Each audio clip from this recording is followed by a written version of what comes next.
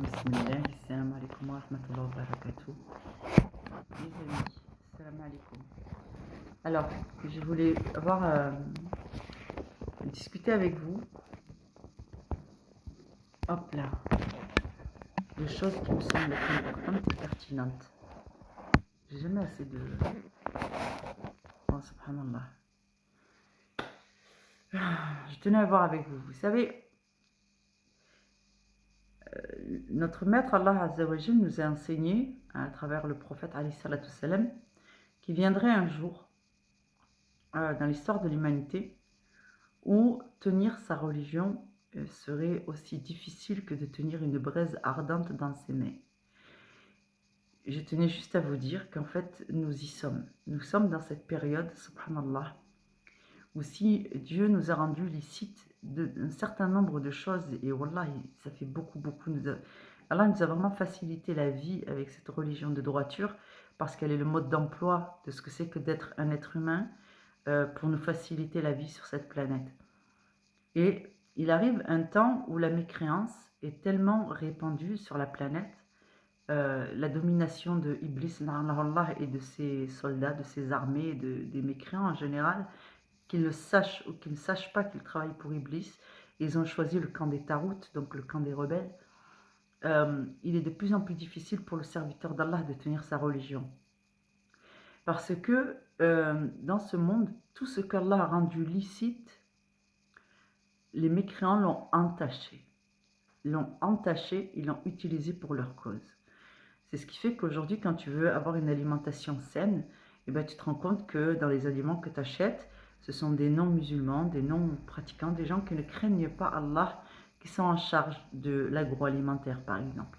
Donc, quand toi, tu vas acheter des brioches, du Nutella, des choses qui te semblent être normales, eh ben, en réalité, tu dois être vigilant à lire les étiquettes pour te rendre compte que ceci est fait avec des produits qui sont illicites ou des produits qui sont dangereux pour la consommation, et ainsi de suite. Tu penses que tes amis sont des croyants, pratiquants, alors qu'en réalité, ce sont des hypocrites parce qu'ils volent, ils forniquent, ils mentent, ils désobéissent sciemment à Allah. Ils prennent cette vie pour ce qu'elle est, pour argent comptant, alors que cette vie n'est que passagère, qu'Allah nous demande de sacrifier un certain nombre de choses, de nous faire, de nous éduquer nous-mêmes, de nous prendre, de nous rendre responsables de nous-mêmes, de nos actes, de la société. C'est-à-dire que chaque individu est une maille de cette société et que s'il y en a un qui casse, eh ben, le filet est déchiré. Donc Allah nous demande d'être responsables vis-à-vis de nous-mêmes et tu te rends compte que les gens mentent, volent, pillent et tout ça sous une couverture de gens bienveillants et ainsi de suite. Donc tout ce qu'Allah a rendu licite commence à devenir difficile d'accès. Et lorsqu'on veut s'acquitter, prendre ce qu'Allah nous a rendu licite finalement, hein, prendre un époux, ou avoir des amis, une relation de voisinage décente, recevoir ses amis chez soi, ce qui est tout à fait halal. Et ben nous on se rend compte que quand on reçoit des amis chez nous, ben, ils nous pillent, ils volent, ils critiquent dans notre dos, ils nous font des problèmes, ils nous jalousent, voilà, ils sèment le désordre dans nos vies. Que tu penses que tu prends un époux ou une épouse qui est licite pour toi parce qu'il se dit ou elle se dit croyant, pratiquant, et qu'en réalité tu te rends compte que ce sont des gens qui mentent, qui fonctionnent par intérêt, alors qu'Allah nous a interdit de faire les choses par intérêt. Il nous a obligés, Allah, à faire ce qui est juste et pas ce qui nous arrange. Il y a une énorme différence. Et tu te rends compte que peu de gens pratiquent réellement leur dîn. Donc, au-delà des apparences, la plupart des gens sont des corrompus. Ils ont renoncé à leur intégrité en tant que croyants pratiquants. Certains, alhamdoulilah, mashallah, ala kulli hal, certains d'entre nous, lorsqu'ils sont seuls et qu'une occasion de commettre un larcin se présente, ils se rendent compte, ils se rappellent la miséricorde d'Allah, qu'Allah est là, près de nous. Donc du coup, on ne le fait pas parce que notre sentiment de culpabilité vis-à-vis d'Allah, parce qu'on n'a pas besoin, nous, d'avoir un policier à côté de nous, ou d'avoir une caméra qui nous surveille pour être des gens honnêtes, parce que nous avons la conscience qu'Allah sait et voit tout, et que nous avons peur de nous rendre au jour du jugement et d'avoir déçu Allah ou d'avoir dérogé à ses lois ou d'être soumis à sa colère. Ceux-là sont les vrais croyants. C'est pour ça qu'Allah, alhamdoulilah, nous rappelle souvent que dans son livre, euh, il précise que les vrais serviteurs d'Allah craignent Allah. Donc vous savez, si vous voulez vous en sortir mieux dans cette vie, apprenez à reconnaître les gens qui craignent réellement Allah plus que les hommes. Apprenez à reconnaître les gens qui cherchent plus la satisfaction d'Allah que leur propre intérêt dans leurs affaires. C'est-à-dire que dans une discussion, on privilégiera d'obéir à Allah, de satisfaire à la miséricorde d'Allah, de satisfaire à l'obéissance d'Allah, plutôt que de se satisfaire soi-même. Ces gens-là, si vous êtes musulman, si vous êtes pratiquant, ces gens-là sont pas une garantie absolue pour vous d'avoir une bonne vie, mais c'est vraiment les gens qu'Allah vous recommande de fréquenter. C'est eux votre communauté. Donc, faites attention à ce que les gens disent. Ils ont sur la langue ce qu'ils n'ont pas dans le cœur. Et ils ont malheureusement priorisé les aspects matériels de ce monde plutôt que de miser et de prioriser l'obéissance à Allah et de miser sur la vie future. Mais ne vous laissez pas désespérer, alhamdoulilah, parce que nous sommes nombreux. Faire le rappel là où il est utile, c'est de rappeler ces choses-là à tout le monde, en toutes circonstances. C'est-à-dire que si quelqu'un vous lèse, si vous voyez que quelqu'un est en train d'essayer de vous faire un guet-apens, de vous faire un sale coup, faites le rappel. Parce que même si ça ne le dissuade pas, en tant que faux croyant, par exemple, ou en tant que personne vraiment avec d'immenses défauts, si ça ne le dissuade pas de faire le tort qu'il avait envie de faire, dans tous les cas, auprès d'Allah Azza wa Jal, sachez qu'il n'aura pas d'excuse. Parce que le rappel est ce qu'il y a de plus grand auprès d'Allah. Et le rappel, il faut le faire là où il est utile. Donc, quand vous savez ou que vous ne savez pas, faites le rappel d'Allah dans tous les cas. C'est quelque chose que Allah aime beaucoup. Donc, ne désespérez pas parce que vraiment, on rentre dans l'époque du Dajjal. Vous savez, les chrétiens, les juifs et les musulmans savent qu'on est rentré dans les prémices de l'heure de l'arrivée du Dajjal. Parce que vous voyez bien que le crime profite aux criminels et que les croyants ont l'impression de se débattre tout seuls avec leur piété. Et la confusion est immense, on a du mal à trouver les informations dont nous avons besoin pour faire la ruqya, pour apprendre notre religion, pour faire tout ce qui est censé être normal et facile, faire du business. Le commerce, c'est illicite, c'est halal. Même ça, c'est devenu difficile. Les choses qui sont simples à obtenir normalement, en temps normal, comme de se marier, comme d'avoir un bon travail, comme d'avoir une bonne relation avec ses parents ou sa famille ou ses voisins, enfin toutes ces choses, avoir accès à l'éducation, subhanallah, avoir accès juste un minimum à l'eau, un tout petit peu de décence, un logement, toutes ces choses sont devenues difficiles, subhanallah. Mais même la paix, la tranquillité dans ses relations à l'autre, c'est des moments, c'est des choses qui sont devenues difficiles. Et là, on comprend qu'en réalité, c'est à cause de la corruption qu'il y a dans le cœur des hommes. La corruption, c'est répandu. Mais qu'est-ce que la corruption? La corruption, c'est lorsque les gens vendent à vil prix leur vie future. La vie future, nous, Allah nous dit de rester intègre. C'est-à-dire que quand on a fait un serment d'allégeance avec Allah, on doit se tenir, quoi qu'il nous en coûte, à l'obéissance à Allah. Et quand on obéit à Allah, nous sommes les bien guidés. Sachez que les gens sont capables de faire des choses, de trahir déjà le serment qu'ils ont fait avec Allah, de se faire du tort à eux-mêmes, parce que quand on fait du tort aux autres, on se fait du tort à soi-même.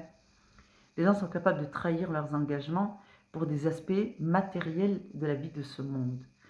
Subhanallah. Quand tu vois que les gens comme moi, nous, on est capable de faire l'aumône du peu qu'on a pour satisfaire Allah, parce qu'on considère que si on a encore les moyens de faire l'aumône, c'est qu'on a encore quelque chose à partager.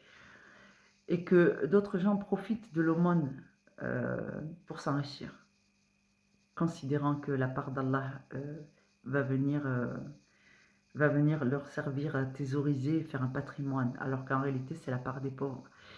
Mais vous savez, franchement, Alhamdulillah, Dieu est plein de miséricorde. Un bien que vous faites, Allah va vous le rendre au centuple. C'est la vérité.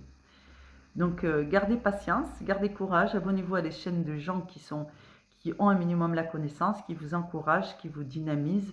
Vous n'êtes pas obligé de fréquenter vos voisins directs. Choisissez vos amis, choisissez les gens de votre famille avec qui vous avez envie d'être proche, complice. Vous n'avez pas l'obligation d'être dans la confidence avec les gens, quand bien même ils sont de votre famille.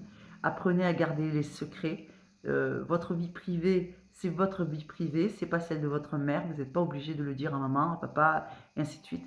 Par contre, votre vie spirituelle, elle doit rester secrète. Lorsque vous faites une ruqya, euh, gardez une espèce de secret privé.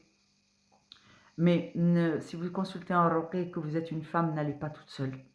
Vraiment, le conseil, ça c'est plus qu'un conseil. C'est recommandé en islam de ne pas se déplacer toute seule quand on est une femme. Donc, si vous avez une personne de confiance avec qui aller, allez-y avec une personne de confiance, car là, vous facilite. Donc, quand vous faites une ruqya, ne le dites pas, parce que vous ne savez pas d'où vient le mal et qui vous déteste, qui vous voudrait du mal. Et dans cette mesure, lorsque vous commencez à vous soigner, ne dites pas aux gens que vous êtes en train de vous soigner, parce que de toute façon, si vous le dites et que les gens qui vous veulent du mal le savent, ils vont redoubler de vigilance à votre encontre afin de vous renvoyer des choses nouvelles et de vous nuire à nouveau.